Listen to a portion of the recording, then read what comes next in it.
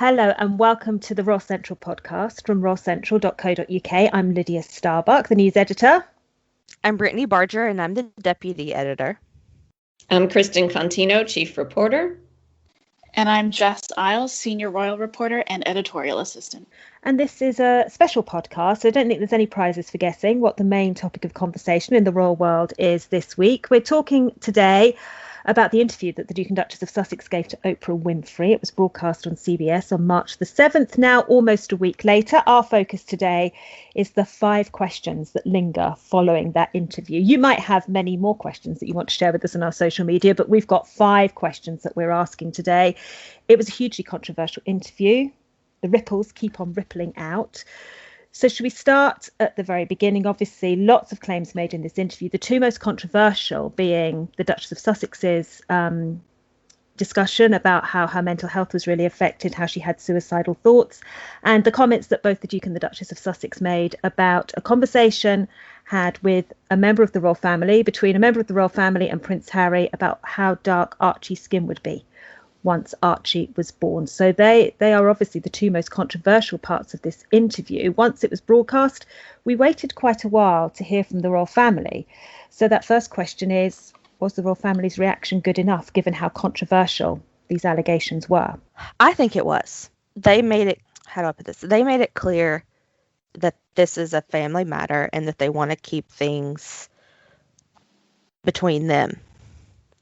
And they want to deal with this as a family and not in the media. So they didn't try to add any more controversy, open up any more can of worms. I mean, they just released a statement. They were very clear that they still love Harry, Meghan, and Archie.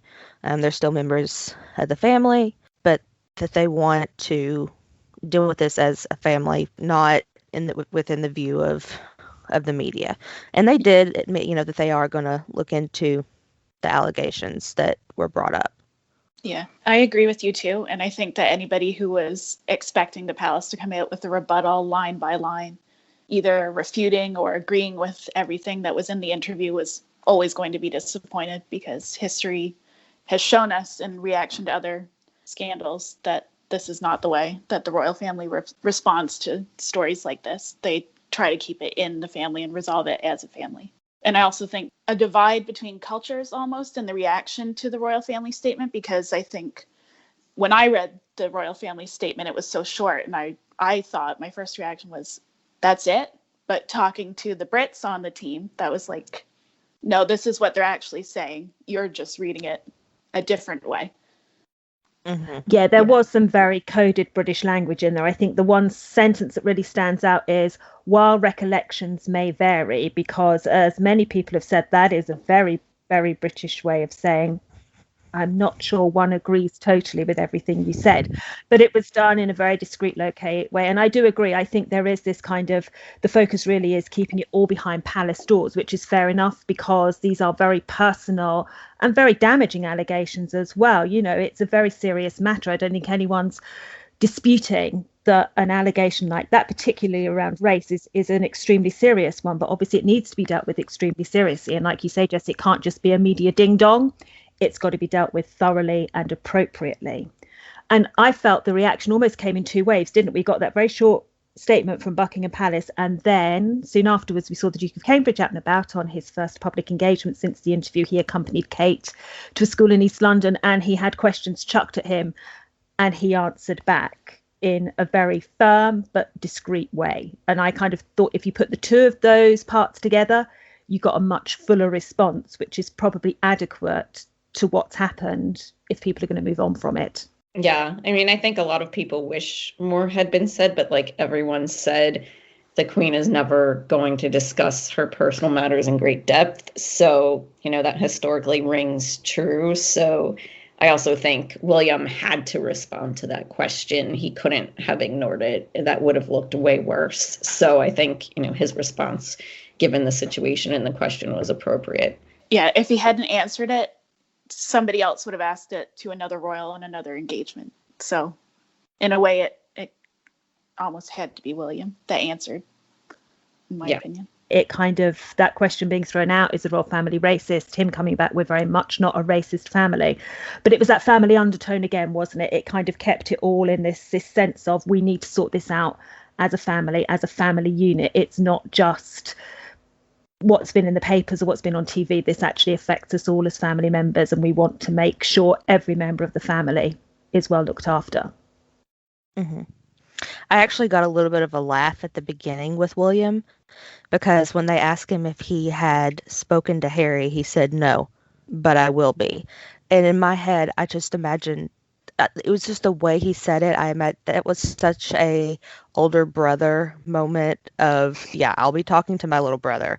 It was the way he said it. It was like, that was not a prince talking about a prince. That was a older brother going to be talking to his little brother moment. Like, that was, that was a comment any normal person would have been making under, oh, I'll be talking to him, don't worry. The tone that he said it was, oh yeah, I will be. It was, Yeah. And we also had stories from the Sussex and the Cambridge camp saying that both brothers are united and that they will come together for the unveiling of their mother's statue. So I think that too was kind of reinforcing the idea that we are a family.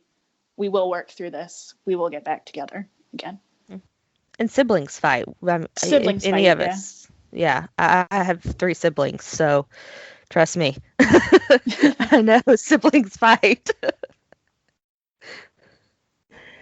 But family was also at the heart of that most serious allegation, because Harry was quite clear that he'd had this conversation with someone, and the possibility of how dark a child's skin might be was talked about by this person, and Harry said it made him feel awkward. So I suppose that leaves another question hanging, doesn't it? Both Meghan and Harry said they wouldn't name names. They said it would be damaging. They were never going to go there. But then the conversation after the interview turned to whether actually it would have been better for the name to be put into the public domain, because at the moment it leaves a question mark over a number of people. Yeah, I think, the implications of naming someone would be extremely severe, as you said, and the Sussexes said. So I understand why they didn't name the person. At the same time, not naming them was almost worse, reputation-wise, I think, because it leaves the public to make these assumptions about everyone. And, there's a question mark over everyone's head, and it makes us, think about the royal family in a light that maybe some people had never considered, or think about them in a negative way. So, it's a hard question, because either way, it's a very damaging allegation, and it could cause real reputation damage either way. I mean, it has at this point, caused damage. Yeah, it was interesting. I thought that Oprah was so keen to say immediately after the interview had been broadcast, once this kind of question mark arose over who said the remark, that she was very keen to emphasise that Harry had told her it's not the Queen, it's not the Duke of Edinburgh, that they were taken out of the equation almost immediately, because until that was said, of course, they remained in the discussion. So I thought, for me, that was a really interesting reaction, that it is such a damaging thing for someone to be accused of saying that that they were very, very eager to say, no, it wasn't the head of state, it wasn't her consort. So it kind of, because if you look at a head of state saying something as damaging as that has massive implications. So the focus was very clearly on making sure some damage limitation took place. Definitely. Mm-hmm. And it's interesting that that Oprah did not eliminate some other people that she could have. And we don't know who it was. So what, like you said, we're leaving this big question mark over so many people now. So I really don't know what the right answer is. Yeah, I think that's the thing, isn't it? I mean, Oprah said that she asked Prince Harry numerous times, both on and off camera, because there's quite a lot of this interview that actually never made it to screen, isn't there? We know there's a couple of hours that was edited out. We've seen about half of the material that was recorded, although the Sussexes said before it was broadcast, this is the definitive moment of them speaking out. They don't intend to do anything further. But Oprah said she asked many times on camera and off camera who it was, and Harry has said he won't ever reveal it, other than to say it's not the Queen and it's not the Duke of Edinburgh. And like you say, who knows what the right answer is? Maybe there is no right answer. It is such a difficult situation. So yeah, it remains probably the biggest controversial statement from the whole interview. But the interview was full of controversial statements. It was full of moments where we were all thinking, oh, interesting. So maybe question number 3 is, what surprised you the most about the interview? There's plenty to pick from. Yeah, I don't think I can pick one. I mean, a Yeah, lot me of either. surprised me. I don't think there's a person alive who wasn't shocked about the skin color comment. And, I expected Meghan to touch on how she had a difficult time with the press and, adjusting to be a royal. I didn't expect her to say she was suicidal. That truly did shock me. And, I also, taking out of those big moments, I also was surprised that Harry mentioned the extent of the breakdown of his relationship with his father, that it had got to the point of not taking his calls. I think a lot of people thought that the interview might be a little more general about, them being unhappy, about them dealing with the press and those sorts of things, but mentioning, specifically how bad the relationship was with his father, that was a bit surprising. What surprised me the most was her comments when she admitted that she was suicidal. I mean, that was something very, very heavy and brave of her to admit. That's not something easy to come out and say.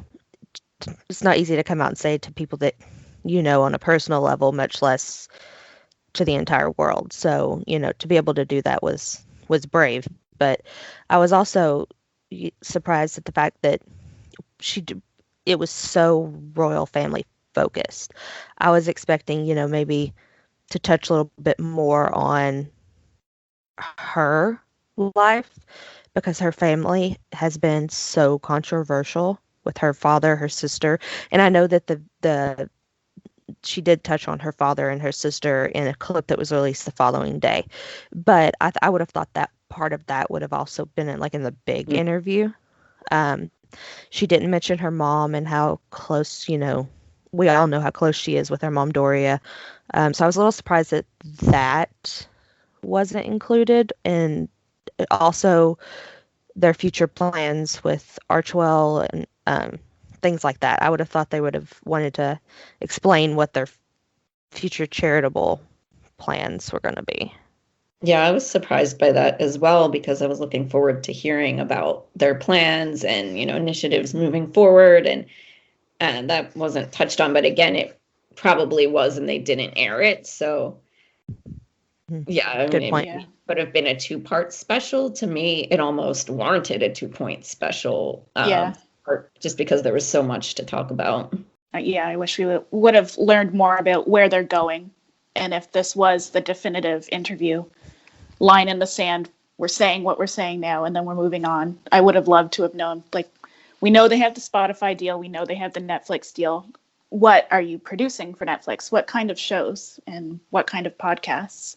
I would have loved more information on that. Yeah, that was kind of left hanging, wasn't it? Because before the interview, we were told it's going to kind of be a discussion of their lives, but the last bit is going to point forward, and we'll find out what's going to happen in the future. And it kind of was left there. I think for me, I was surprised at probably the lack of discussion about how much the controversial issues had been talked about within the royal family prior to the interview. I think I might have liked to have heard Oprah say at some point, what did the Queen say when you told her this? Because that gives them the opportunity to talk about why they felt they couldn't raise it within a royal context, which is important because obviously they felt very hurt. They felt very alone and very sad. That came through. You could see the pain that both of them were in. And I found it surprising that the focus didn't switch to, why they felt so alone. But maybe, as you say, all of these things disappeared on the cutting room floor because there was a lot to take in, even in the kind of 50% of the interview that we saw going out on CBS and then on ITV and here in the UK the following day. It was a very difficult interview to watch at times. Their pain was evident at times, but there were also happy moments. There were lighter moments. We saw Archie's chickens. We got news about the forthcoming royal baby. So our fourth question is, let's pick a favourite happier moment. What was it? What was the standout smile in the interview? So mine was drive safe. I thought that was really cute. That was so cute. I love that. I wish I could have heard him say that. And I loved seeing Archie running on the beach. That was really sweet. And I was glad that we did get to see him briefly. I loved the little Archie's chicken sign. That was adorable.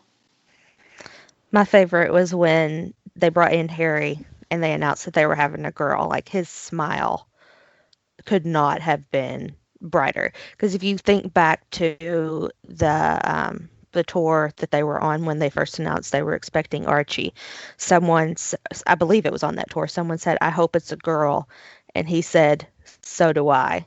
And so now he's getting that girl that he wanted. And I mean, you could honestly tell just like how excited he was. Yeah. And he even admitted, that his family's complete now and everything. And so, but I mean, he looked literally like he was about to bounce out of his seat with so much excitement. So that was my standout moment, because it really was very, very sweet, I thought. It made me wonder how they'll announce this new little baby has arrived, because, like you said, he was so happy to say that they were expecting a little girl. And I think we all remember the day Archie was born, how happy and excited he was at the stables at Windsor Castle, telling the world about his little son. So I do hope that there's a video that comes out to announce her arrival, just to see how happy he is in that moment. And we'll keep everything crossed that the medical professional that told them it's a girl was right, because that could be awkward. It sometimes happens, they've got it wrong, but they seemed really, really confident that they've got a daughter on the way, which is lovely. And I agree, that was my standout happy moment. It's because he was just so over the moon, he couldn't contain himself. He was almost bouncing out of the seat. And it is something to look forward to, isn't it? This summer we get a brand new great-granddaughter for the Queen, and I'm sure the Queen's just as excited, because she's been keen to emphasise through all of this how much she loves her family, every single member of her family. But that brings us back to the word family. So I suppose our final question on this podcast is, what happens next? Because so much has happened in such a short space of time. This time last week, we didn't even know what was in the interview. Now it feels like it's literally the only thing everyone's been talking about for the last however many days. Where do we go from here? I don't know. And that's what's the scary part. I think we're in for a transformation, for sure. I think anybody who thinks that this is going to bring down the monarchy is incorrect, because they've weathered storm after storm, not just like with the abdication crisis and then with Diana's death. I mean, all throughout history. They've weathered storms, but I think we're in for a transformation and serious conversations moving forward about how the members of the family are treated, for sure. Like, I don't think they're not going to learn from this moment and have plans in place for the next time a royal bride. And if there's not a guide book for welcoming a spouse into the family and what she can expect, somebody has surely been tasked to write that. Yeah, I think the biggest thing I hope is, the birth of a new child brings everyone back together. Little Charlotte won't be the only granddaughter for Charles anymore. She'll finally have another girl to play with. If finally, they can ever, if the pandemic ever allows travel again. Yeah. Yes, because Charles said, when Charlotte was born, I've got a granddaughter to look after me now. So Charlotte's got someone to help with like the tea trays now, and with like getting Grandpa his favourite magazine. It's not all on her now. Mm-hmm. And we all know, but Charlotte will be the boss, because we can tell with that little personality. She is the boss. Yeah, and I think everyone hopes that this summer, with the birth of the baby and July 1st with this statue unveiling, that hopefully, Harry can still attend that, given, travel restrictions. We're not sure what will be like at that time, but I think everyone hopes that they can come back together for this event and, start to rebuild those relationships. I think a lot of what's going to happen now is going to be behind the scenes. I don't think that we're going to see any more played out in the media. I think they are going to be there's going to be some reconciliation going on, but it's going to be all behind palace doors. A lot of phone calls, trying to mend relationships.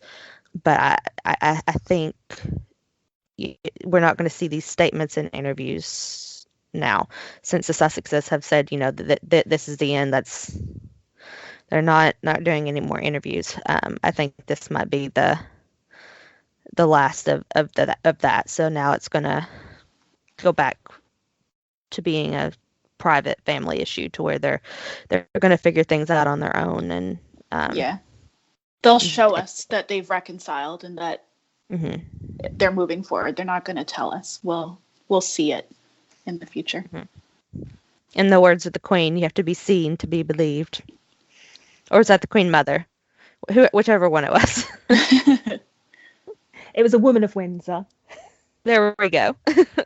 The wise words of a woman of Windsor. Well, there is loads more on the Harry and Meghan interview on royalcentral.co.uk. When I say loads more, I mean loads more. You will find virtually every single angle covered there, and there's lots more coverage as we go forward, plus lots on our social media as well, on Instagram, Twitter and Facebook. We'll have another podcast for you very soon as well, but thank you for listening to this one, and goodbye.